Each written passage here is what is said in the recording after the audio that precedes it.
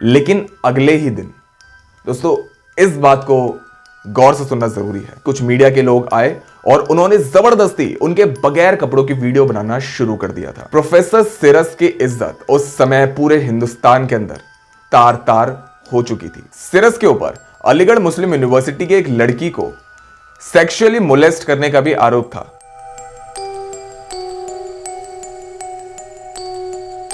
नमस्कार, मैं हूं आपके साथ बेहद जैन और आज मेरे साथ है उमर अंसारी। दोस्तों, हमने अक्सर मीडिया स्टिंग ऑपरेशंस के बारे में कई बार सुना होगा कि हमारे देश में लोकतंत्र का चौथा स्तंभ यानी हमारा मीडिया स्टिंग ऑपरेशंस करके कई बार अपराधियों का पर्दाफाश करता है।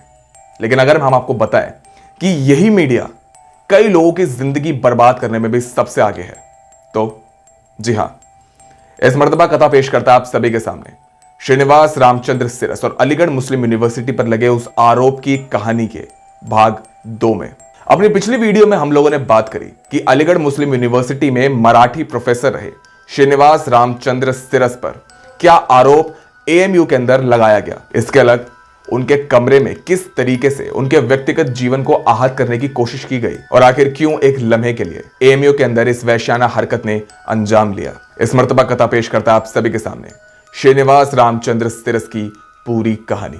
दोस्तों, श्रीनिवास रामचंद्र सिरस, जिन्हें आज दुनिया प्रोफेसर सिरस के नाम से जानती है, अलीगढ़ में एक मराठी प्रोफेसर थे। प्रोफेसर सिरस भले ही अलीगढ़ में अपनी जिंदगी का गुजर बसर कर रहे हो, लेकिन उनका जन्म हुआ था नागपुर में। दरअसल फरवरी 2010 में प्रोफेसर सिरस, जैसे हमने अपनी पिछली वीडियो में भी बात करी थी, एक रिक्शे वाले के साथ यौन संबंध बनाते हुए पकड़े गए थे। और यौन संबंध भी कैसे कि उनके कमरे में जबरदस्ती कुछ मीडिया के लोग आए और उन्होंने जबरदस्ती उनके बगैर कपड़ों की वीडियो बनाना शुरू कर दिया था।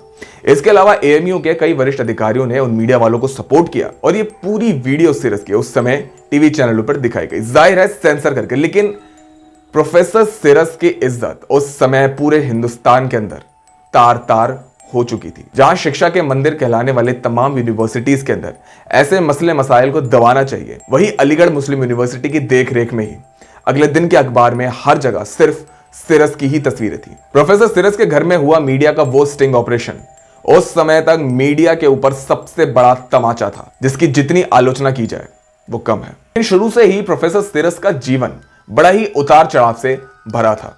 उन्हें अपने समय में कई दौरे भी पड़ा करते थे। इसके अलावा उनकी 20 साल पुरानी शादी भी टूट चुकी थी, वो तलाकशुदा भी थे। 2010 में सिरस को निलंबित करने से कई साल पहले भी सिरस के ऊपर अलीगढ़ मुस्लिम यूनिवर्सिटी की एक लड़की को सेक्सुअली मोलेस्ट करने का भी आरोप था, लेकिन सिरस पर यह आरोप सिद्ध नहीं हुआ था। फरवरी 2010 की रात सिरस के साथ जो रिक्शे वाला पकड़ा गया था, सिरस ने भले ही उसके साथ यौन संबंध बनाए हो, लेकिन एक इंटरव्यू के दौरान उस रिक्शे वाले ने कभी इस बात को नहीं माना कि वो भी गे था।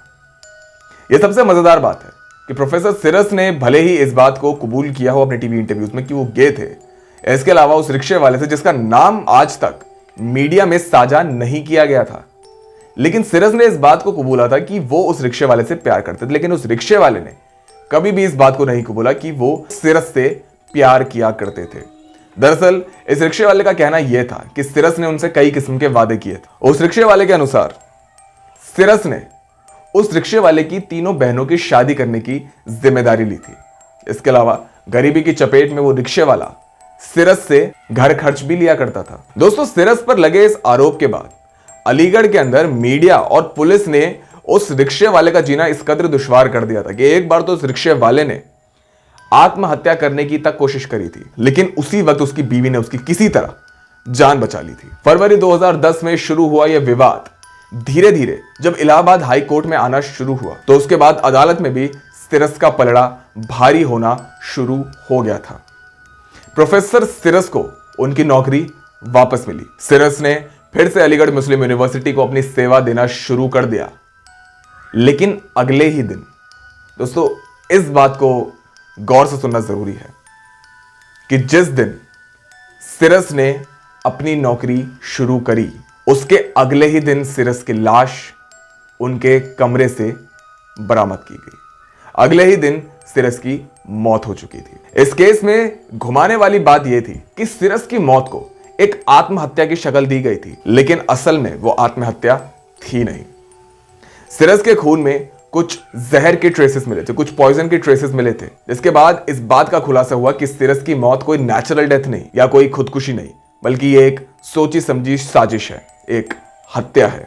प्रोफेसर सिरस की मौत के बाद अलीगढ़ मुस्लिम यूनिवर्सिटी से तकरीबन 6 लोगों को गिरफ्तार किया गया, जिसके अंदर एएमयू के कुछ प्रोफेसर्स भी शामिल थे। सिरस की मौत के बाद उस रिक्शे वाले ने भी सिरस की पेंशन और सिरस के प्रोविडेंट फंड पर क्लेम किया था कि सिरस की तमाम पेंशन और सिरस का पूरा प्रोविडेंट फंड का पैसा उस रिक्शे वाले को दिया जाए। तो दोस्तों, ऐसे खत्म हुई थी प्रोफेसर श्रीनिवास रामचंद्र सिरस की कहानी, जिसके बाद अलीगढ़ मुस्लिम यूनिवर्सिटी की भी एक भारी पैमाने पर आलोचना की गई थी। लेकिन गौरतलब है कि उस समय भी अलीगढ़ मुस्लिम यूनिवर्सिटी के अंदर ऐसे 2 पक्ष थे, जिसमें पहला पक्ष प्रोफेसर सिरस के विरोध में रहता था और दूसरा प्रोफेसर सिरस के पक्ष में। प्रोफेसर सिरस की मौत के बाद धारा 377 यानी कि गे मैरिजेस इंडिया में लीगल कर दी गई थी, लेकिन 2013 में इसे वापस लिया गया और उसके बाद आज 2023 में गे मैरिजेस लीगल हैं और लोग एक आजादी की हवा में सांस ले रहे हैं। तो दोस्तों, ये कहानी थी प्रोफेसर श्रीनिवास रामचंद्र सिरस की। तो दोस्तों, इस कारण एक शख्स की गई थी अलीगढ़ मुस्लिम यूनिवर्सिटी में जान। लेकिन दोस्तों, आपकी इस बात पर क्या राय है? क्या आपको लगता है कि प्रोफेसर सिरस एक सही आदमी थे? क्या प्रोफेसर सिरस की गलती यह थी कि वो गे थे, या प्रोफेसर सिरस की गलती यह थी कि वो गे होने के बावजूद एक प्रोफेसर थे? प्रोफेसर सिरस ने जो किया वो सही था या गलत? आपकी इस बात पर क्या राय है दोस्तों? हमें कमेंट बॉक्स में जरूर बताएं। वीडियो पसंद आई हो तो दोस्तों वीडियो को लाइक करें, शेयर करें, सब्सक्राइब करें और साथ ही बेल आइकन को भी जरूर दबाएं ताकि आपको हमारे तमाम वीडियोस की नोटिफिकेशंस सबसे पहले मिल सके। उमर अंसारी के साथ मिहिर जैन, कथा।